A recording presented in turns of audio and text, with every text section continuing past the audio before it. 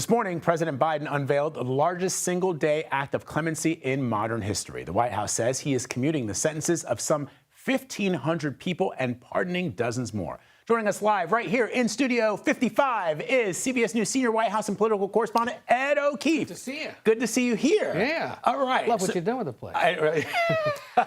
Very, very good decorating skills I have. All right, so let's talk about these clemencies and these pardons. What struck you about them? Well, that they've come so quickly after the pardon of his son, Hunter Biden, and it made a lot of concern among Democrats that perhaps the president is failing to use those powers for everyday Americans who are perhaps more deserving than his son, or at least deserve consideration. These 1,500 are mostly people who were under home confinement during or in the wake of the pandemic. A lot of prison officials, jail officials had sent people into home confinement so that the virus wouldn't spread. At this point, he's essentially saying your sentences are over for now. The 39 who've been pardoned, a mix of nonviolent, mostly drug offenses, similar to his son's issues. But we don't yet know who exactly these people are. The White House hasn't released the names, so we're waiting to hear.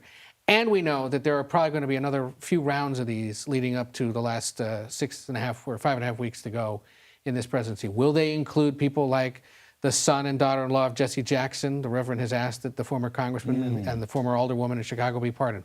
Will it include a certain environmental lawyer who's been become a cause célèbre for a lot of Democratic lawmakers? Or will it just include a lot of everyday Americans, like people have said, who are deserving of this? We'll wait and see. But clearly, if he's moving this quickly on them, it's a sign that they've heard the reaction to this. And while they can appreciate that he pardoned his son, they're perhaps not so thrilled that he did his son first and didn't necessarily consider all these other people. Really, really interesting. Let me switch gears and ask you about something that I didn't realize until the news broke yesterday that was sort of unique in American history. The president-elect invited the leader of another foreign nation, and this foreign nation happens to be China, to come to the inauguration next month.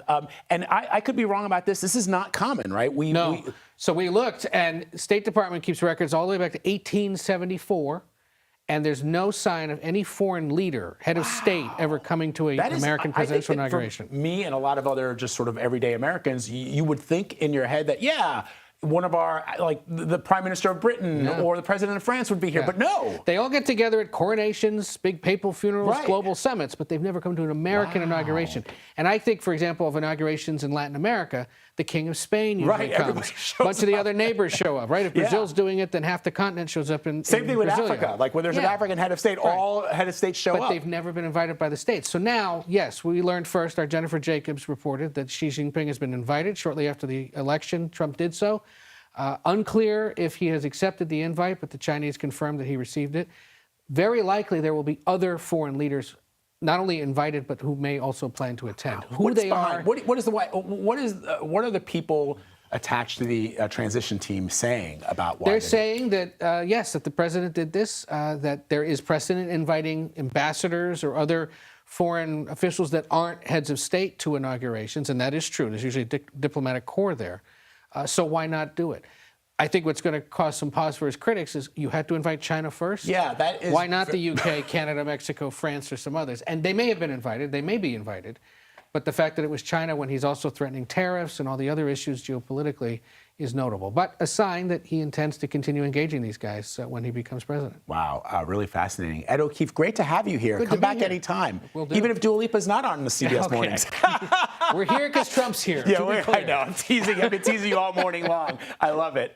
Thank you, Mary. We appreciate you as always.